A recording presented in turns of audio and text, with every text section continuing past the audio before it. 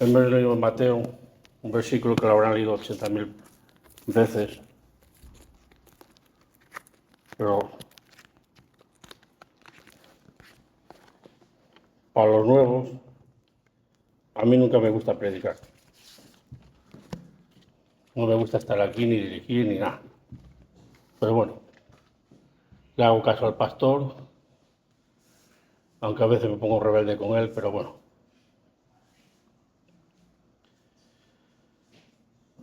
Y antes de ir al versículo, me gustaría repasar un poco la vida de José. Todos los que leemos el Evangelio hemos leído la vida de José en Egipto y antes de Egipto.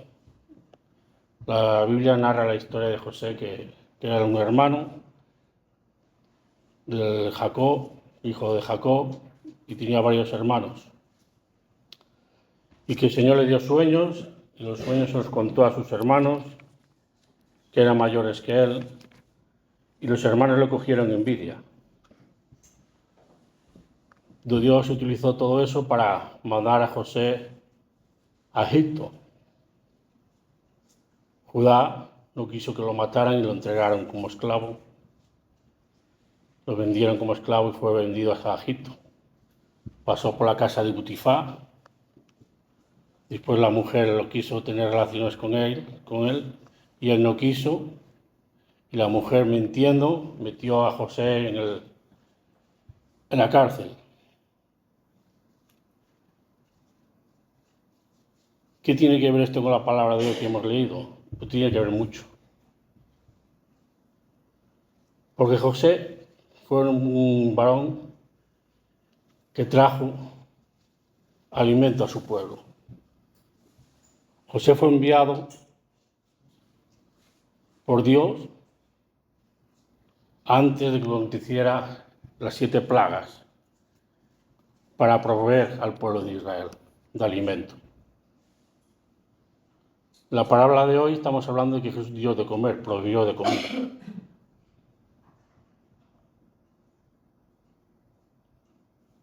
A veces tenemos que sentirnos como un José. Todo lo que Dios nos da a veces lo contamos a los que están al lado y a lo mejor no les gusta, porque venga, a ti Dios te da a ti mucho y a mí no me da nada. Pero hay que tener cuidado para que no cree envidia en tu corazón. Si un hermano recibe de Dios, es por algo. Alguna misión tendrá Dios con él, algún propósito tendrá Dios con él. No tienes que ser envidioso porque el hermano reciba más cosas de Dios. Lo que hay que ver es que cómo está el corazón de cada uno delante de Dios.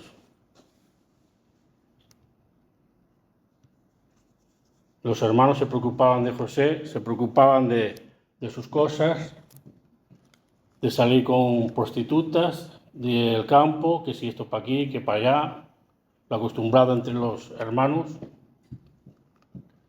Se miraban a ellos mismos. José creo que miraba más a Dios. Su corazón escuchaba a su padre las cosas que le contaría su padre.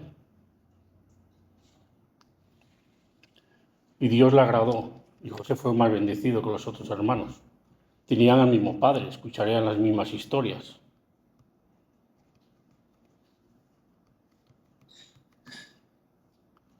Pero José fue enviado a Egipto. No fueron los hermanos, ni Rubén el primogénito.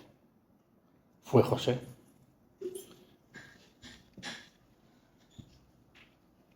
Si tú quieres ir a Egipto a proveer provisión para el pueblo de Dios, sé como José. Apártate de los de Rubén y de los otros hermanos. No cojas envidias ni contiendas. Alégrate en el hermano si es bendecido por Dios, porque la bendición de él te tocará a ti.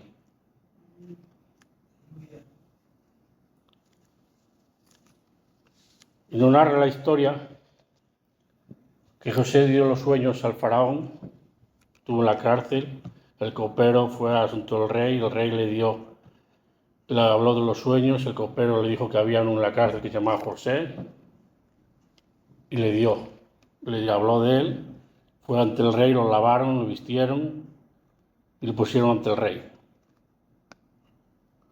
Pero antes hay un detalle bastante importante.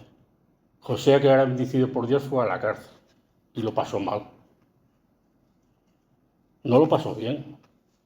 Los hermanos estaban con Jacob y estaban bien, provistos de todo, no les faltaba de nada. Tenían ovejas, el que quería tener mujeres tenía mujeres, el que quería tener otras cosas tendría otras cosas, pero José estaba en la cárcel. Y Dios lo bendijo, puso sobre él las llaves de la cárcel.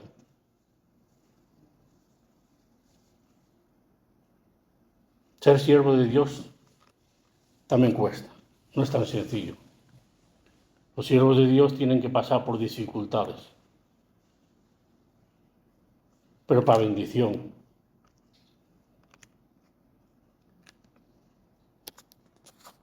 Hay momentos en la vida que son difíciles y hay momentos que son muy fáciles.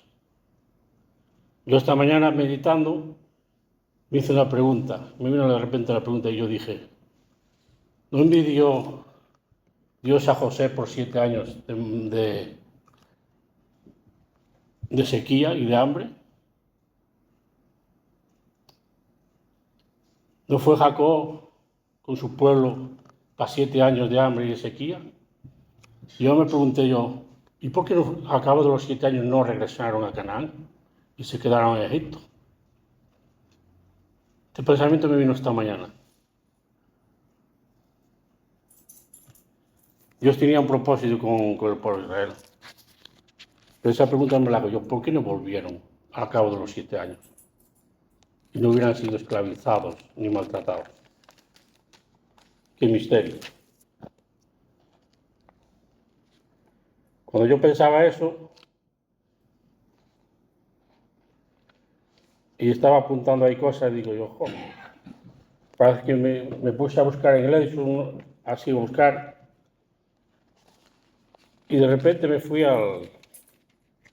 sin quererlo, a ver si lo encuentro. En el Éxodo 46, cuando yo estaba pensando eso, me vino este versículo y lo leí y me dejó el Señor así como diciendo, mira, esto es así. Y salió Israel con todo lo que tenía y vino a Beerseba y ofreció sacrificio al Dios del padre de Isaac. Y habló Dios a Israel en visiones de noche y dijo, Jacob, Jacob. Y él respondió, heme aquí. Y dijo, yo soy tu Dios, el Dios de tu padre. No temas en descender a Egipto, porque yo allí haré de ti una gran nación. Yo descenderé contigo a Egipto, y yo también te haré volver, y la mano de José cerrará tus ojos. Y yo cuando leí este versículo, me preguntaba, ¿por qué el pueblo de Dios no regresó a los 7 años? Dios tenía una obra también que hacer. Creo que la palabra lo dice todo. Yo haré a ti una gran nación.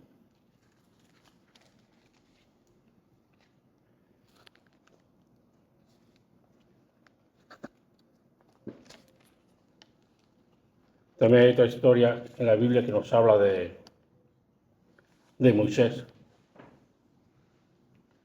Y Moisés fue enviado para librar a su pueblo de la esclavitud.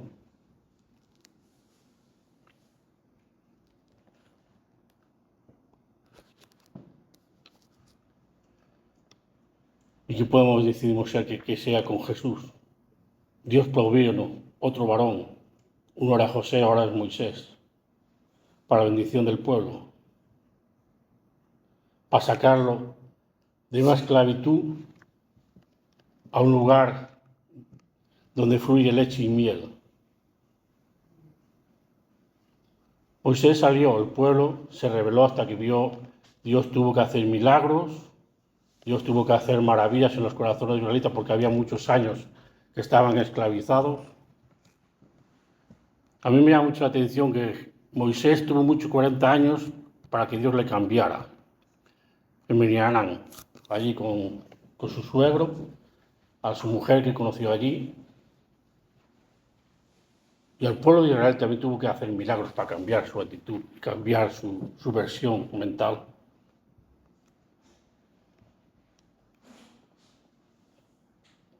Pero también Dios a sus hijos a veces tiene que llevar un tiempo de cambio y cambiar su mentalidad, cambiar su estructura. Yo cuando me convertí, y mucha gente le veo por ahí, y leí en la Biblia, nueva criatura serás hecho nuevo. Que me llamó la atención que mucha gente después sigue con sus tradiciones.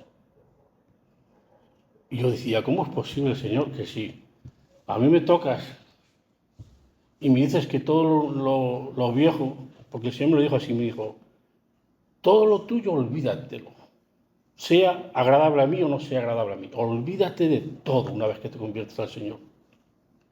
De todas tus tradiciones, de todas tus palabras, olvídate de todo. Y el Señor me dice, yo te diré lo que me agrada y lo que no me agrada.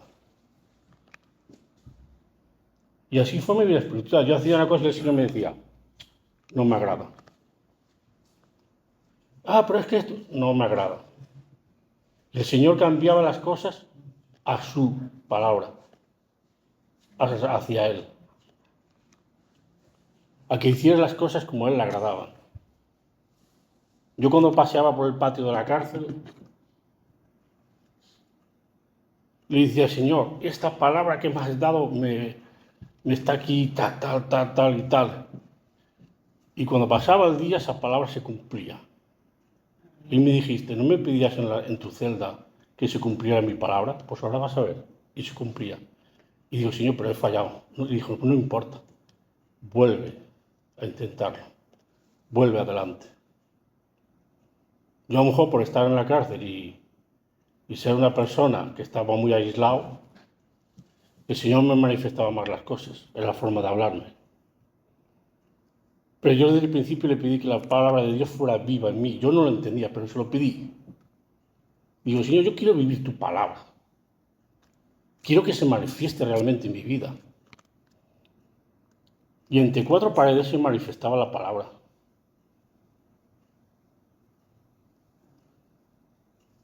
Y cuando hacía algo mal, el Señor me decía, y a veces tenía un hermanito que me decía, no, por ahí no. No vas a acertar a la primera. Si aciertas a la primera, mejor. Pero el Señor te va moldeando. Si tú dejas que el corazón tuyo entre Cristo cada día.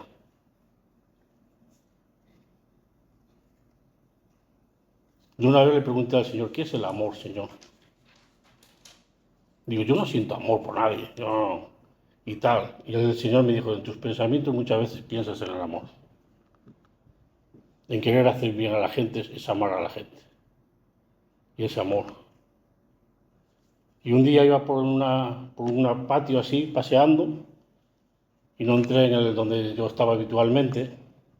Fueron 5 segundos. Pero de repente noté un amor tan grande, una cosa tan inmensa, que hasta los servicios donde se iba a hacer sus necesidades cada uno, los vi blanqueados, todo. Y Dios me mostró cómo blanqueaba todas las paredes y blanqueaba todo. Había un amor tan grande que yo me quedé así en 5 segundos y dije, Señor, ¿qué es esto que me has mostrado? ¿Qué es esto que ha latido en mi corazón? Y Dios me dijo que ese es su amor. Y dijo que no me podía más. Que me dio solo 5 segundos. El amor de Dios lo blanquea todo. Todo. Me quedó grabado eso de los servicios, tío, porque es ahí donde se hacen las necesidades y todo. Hasta Dios lo blanqueaba. El amor de Dios blanquea cualquier pecado, cualquier inmundicia que hay. No tiene límite. Y eso me quedó a mí el Señor del amor. La otra vez que yo experimenté un poco de amor fue cuando me iba a ser novio con Ana y a casarme con ella. Y dije al Señor, si realmente Ana va a ser mi mujer, yo tengo que sentir amor por ella. Fue decir eso y de mi corazón saltó un amor, ¡pum! Y me quedé así, ya no dije nada más, Señor, no te digo nada más. El mismo amor que en la prisión me salió ahí.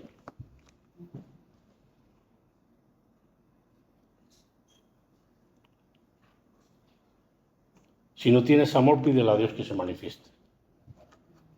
Pero tienes que pedirlo de corazón sincero, delante de Dios. Si no eres capaz de pedir con sincero, mejor no lo pidas. Porque a mí, el Señor, en las cosas que yo me ha manifestado, hay unas oraciones que son especiales. Hay un clamor especial dentro del hombre que conmueve el corazón de Dios. Yo a veces había oraciones que hacía que las notaba totalmente diferentes. A mí era una cosa que no se puede explicar, la tienes que vivir. Y se cumplían, notaba que era agradable a Dios, notaba algo especial en ellas.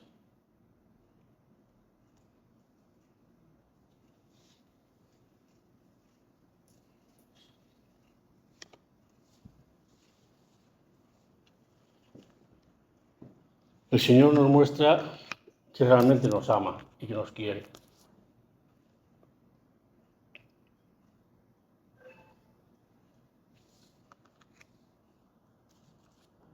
Moisés con el pueblo de Israel, cuando mandó a Josué y a Caleb, fueron los únicos que dijeron, bueno, el cuerpo tenía miedo. Yo digo la verdad, a mí a veces el temor, muchas veces me cierra un poco. El temor nos cierra, pero dice la palabra de Dios que el amor vence al temor. Si tienes temor, busca el amor de Dios para vencerlo. Si no eres capaz de ir a un sitio, busca el amor de Dios para vencerlo. A mí el Señor muchas veces, ahora me dice, ay, no sé cómo haces esto, no sé qué. Y digo, porque el Señor me lo dice, el Señor me dice, esfuérzate y haz eso, aunque no te guste. Porque es agradable a mí, hazlo. Y cuando lo hago, el Señor se complace. Y muchas veces somos tendencia a no hacerlo. Yo la vez que prediqué aquí, dijo, Señor, que como voy a predicar, tú que sabes y tal, yo cómo voy a estar aquí. Y ese día noté la paz de Dios tremendamente aquí. Y noté un amor, no tenía ni temor. Una vez que estaba hablando de un poco de mi vida y no tenía temor. Y ahí Dios me habló de mí diciendo, el amor echa fuera el temor. Yo lo experimenté en mí. Yo lo cuento no por mí, sino para la gloria del Señor que vosotros con el amor que Dios os ha dado, porque tenéis al Espíritu Santo, echa fuera el temor y echa todas las cosas fuera de vuestras vidas. No digáis, yo tengo siempre un lema, si Dios me da la victoria en una cosa, me la dan todas. Si Dios te ha dado la victoria en una cosa y tú dices, yo con esto no puedo, estás diciendo que Dios es mentiroso, porque Dios, si te ha dado la victoria en una, te dan todas. Si tú en tu vida has vivido una victoria de Cristo, te las da todas. No digas que Cristo no puede o que no puedo.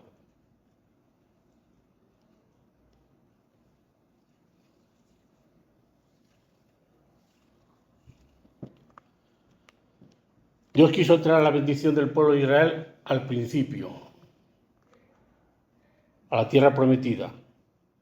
Pero por el temor del pueblo, Dios tuvo que mandarlo al desierto a cambiar su mente, a cambiar su modo de pensar. Y eso que tenía una columna de fuego, una columna de humo, todos los días. Según Dios se movía la columna, se movía el pueblo. Yo me pregunto una cosa, si yo tuviera aquí en Campeño una columna de fuego por Dios, ¿no sería agradable ser fiel a Dios? Y cambiar tu mente y cambiar todo y decir, estoy viendo el fuego de Dios, estoy viendo el poder de Dios. Yo creo que me maravillaría, estaría todos los días delante del fuego de Dios mirando, diciendo, ¡oh, qué maravilla! ¿Cómo Dios hace esto? Y a entenderlo, y a lo mejor Dios me diría, vete a comer un poco y si no te vas a morir, tanto verlo. Hay que anhelar el fuego de Dios. Hay que estar ahí en el fuego de Dios, la presencia del fuego de Dios.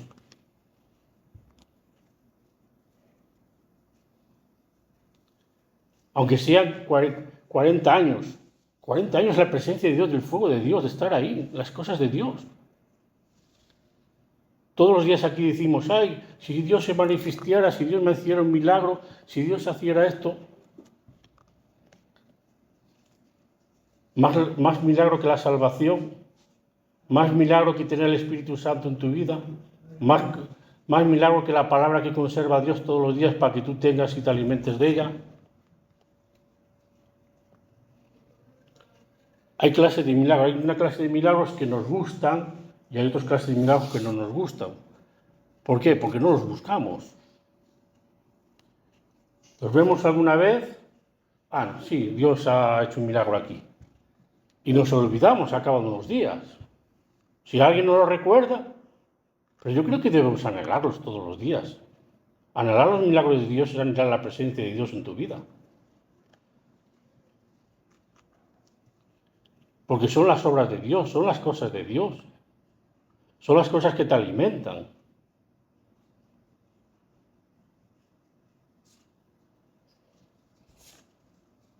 El pueblo no quería entrar. 40 años en el desierto. Jesús con 4.000 personas que tenían hambre. Cuando Dios mandó al pueblo de Israel en el desierto, les proveyó de maná, de alimento. Cuando vio su necesidad, les proveyó. Moisés tocaba la roca y salía agua. Pero aún así, el pueblo muchas veces le pidió carne. Es que allí en Egipto teníamos una carne, estaba muy buena. Y Dios, la carne, al final Dios le dio carne. Pero ya el hombre, mirando a Dios y estando con Moisés en el tabernáculo, mirando todo lo que es bien de Dios y sacado el río, ya estaba su corazón pensando en Egipto. La carne, las buenas chuletas y las buenas comidas. Si Dios quiere cambiar tu mente, tienes que esforzarte en buscar las cosas de Dios y permanecer en las cosas de Dios lo máximo que puedas. Cuando leemos aquí lo de los 4.000, leemos algo muy importante. Jesús dijo, tengo compasión.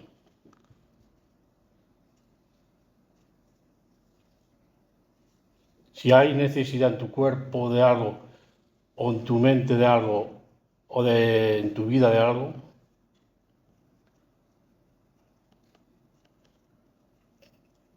Dios tiene compasión en darte las cosas necesarias para tu vida. En estos momentos lo que necesitaban era comer para recuperar fuerzas, para tu cuerpo.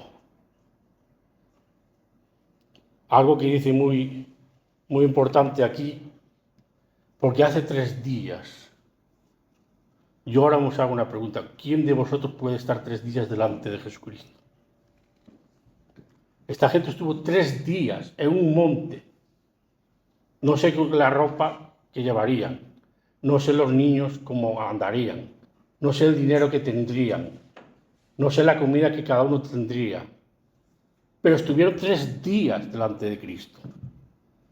Sana a mi hijo, sana a mi hermano, sana al otro, habla esto. Yo no sé las palabras que el Señor habrá dicho allí y todas las cosas que habrá manifestado allí. ¿Cuántos días permaneces tú delante de Dios?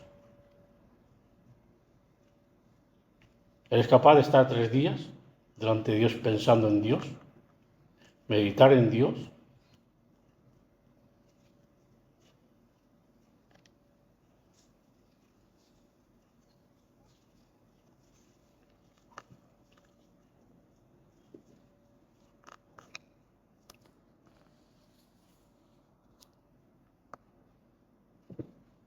Compasión de Cristo. Dios no tiene compasión por vosotros, yo creo que Dios tiene compasión por vosotros. Todas las palabras que el Señor os da durante todo el año y todas las cosas que Dios proviene todo el año, es que Dios se preocupa por vosotros. Y el Señor en esta Biblia, cuando van a orar en Getsemaní, le pide una hora a su pueblo.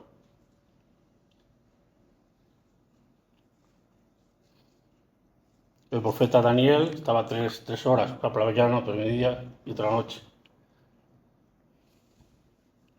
Pero sin embargo nosotros exigimos a Dios que esté las 24 horas. Señor está conmigo. Voy por la calle, Señor está conmigo. De la noche, Señor está conmigo. Señor está conmigo. Señor está conmigo. Y yo el primero. Que el Señor me dice, Martín, pasa más tiempo conmigo. ¿Quieres que yo esté contigo? Pasa más tiempo tú conmigo.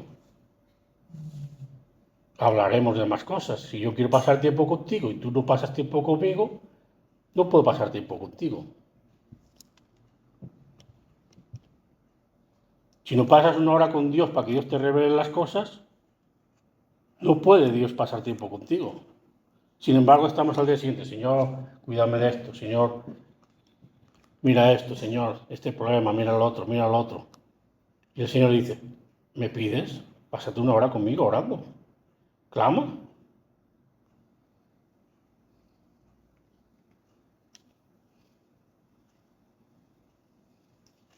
Me llamó mucho la atención cuando leí el versículo este y ponía, ya hace 3 días con que están conmigo. ¿O quién podía estar en esa época, estar 3 días con el Señor? Yo creo que todos los que están aquí firmarían estar 3 días con el Señor allí, en la presencia de Dios, viendo cómo sana. Algo que dice que la congregación, la gente cuando había milagros daban gloria a Dios. Damos gloria a Dios por todos los días que el Señor nos da y que nos cuida y nos protege. Damos gloria por la familia, por todo lo que el Señor nos pone.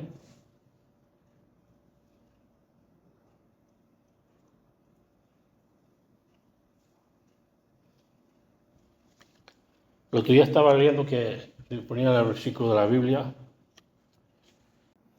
Y leí este versículo que dice en Mateo 23, 19, dice, necios y ciegos. ¿Por qué cuál es mayor? ¿La ofrenda o el altar que santifica la ofrenda?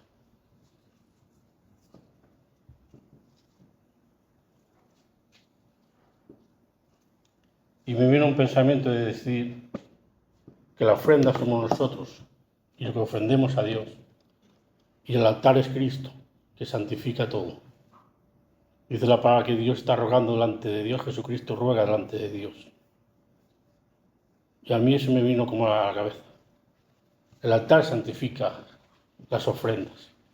Si tú elevas tu oración delante de Dios, ¿quién ruega delante de Dios? Jesucristo. Es como si fuera el altar, que está delante de Dios continuamente, justificando todo, santificando todas las oraciones.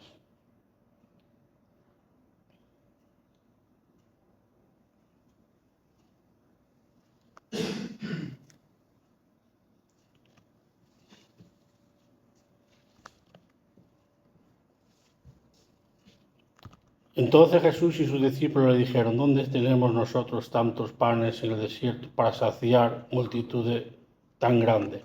Jesús les dijo, ¿cuántos panes tenéis? Y ellos dijeron 7 y unos pocos peces.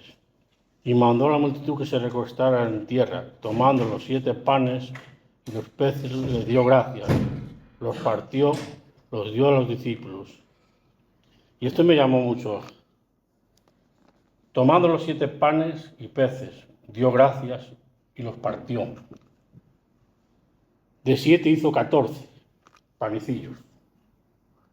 Los puso delante de Dios, como un altar que le presenta las cosas delante de Dios, en la oración, y fueron multiplicados. De 7, yo me salía eso de la cabeza. De 7 hizo 14, multiplicó. Y después los bendijo delante de Dios para la multiplicación. Hizo un gesto. A mí lo que me llama mucho de Jesús es que hacía gestos. A un ciego le escupe, a otro le pone los dedos en el oído. Y le escupió, le tocó un poco la lengua con el escupitajo y fue sanado y habló. Estaba leyendo el otro día. Jesús hacía cosas que realmente si te pones a pensar y dices, que venga aquí Jesús y me haga así y me escupa, no sé yo. Pero son gestos que Jesús hace para que veamos que hay que hacer cosas delante de Él. Hay que moverse y hacer lo que Dios te manda. El gesto de levantar las manos y dar gloria a Dios. el de arrodillarte delante de Dios.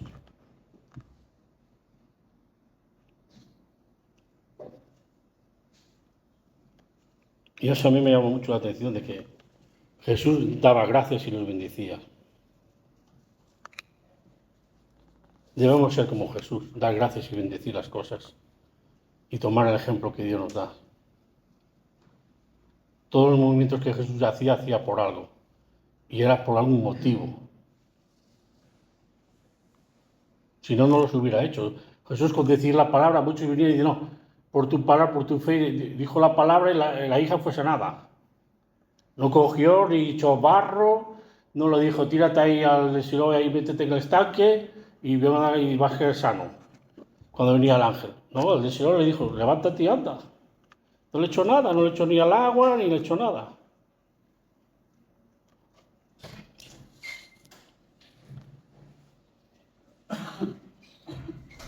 Pues eso quería hablaros hoy de esto, de todo lo que os he dicho, sobre todo de eso, de que Jesús tiene compasión. A mí lo que siempre me ha puesto en el corazón es que tiene compasión. Que Dios tiene compasión de Milo y de todas las iglesias. Pero que le agrada que estéis 3 días con Él. Que paséis tiempo en la presencia de Dios. Y que no os preocupéis si llega un momento y tenéis hambre, que Dios va a proveer del milagro. Poner vuestra ofrenda delante de Cristo y a ver lo que hace el Señor. Cualquier cosa que haya en vuestra vida. Aquí dio comer, pero sanó, resucitó muertos, anduvo en el desierto, se enfrentó a los escribas y fariseos, se enfrentó a los sacerdotes, a los alguaciles que le prendieron, estuvo en la cárcel, fue llevado por su cruz, fue latigado, lo clavaron en una cruz. Pero Jesús tiene compasión, hasta en la cruz. Padre, perdónalos porque no saben lo que hacen. Si le pedís a Dios, a Jesús, ¿no crees que Jesús hará como los peces y el pan y los peces? Partirá y multiplicará la ración. Hay un Dios que hace milagros, no es un Dios parado. Y lo que quiere Dios es cambiar vuestra mentalidad, que no os quedéis ahí. Tenéis que seguir adelante, a un paso más arriba. Y que tengáis ánimos de ir un paso más arriba. No tengáis miedo. Dejar vuestras mentes, dejar vuestros pensamientos. Pasar 3 días con Dios. No digo que estéis ahí 24 horas, pero que paséis bastante tiempo cuando podáis, estar en presencia de Dios, de orar y clamar a Dios, a ver lo que Dios puede hacer. Porque Dios va a multiplicar los peces y el pan. Eso es lo que ha puesto hoy el Señor en mi corazón. Quiere multiplicar los panes y los peces en vuestras vidas. Pero tendréis que traer el pan y los peces. A Jesús no le vinieron los peces solos. Los discípulos no sabían qué hacer. Se les acabó el alimento. No tenían más que darle al pueblo después de 3 días. La gente había perdido ya, no tenían para comer. Y Jesús sobró. Cuando Dios te da una unción y estás lleno del Espíritu, te aguantarás un tiempo. Pero llegará un tiempo que no puedes aguantar. Ven a Cristo y multiplica el pan y los peces en tu vida. Para que te dé fuerzas, para que puedas comer, para que puedas estar lleno del Espíritu Santo.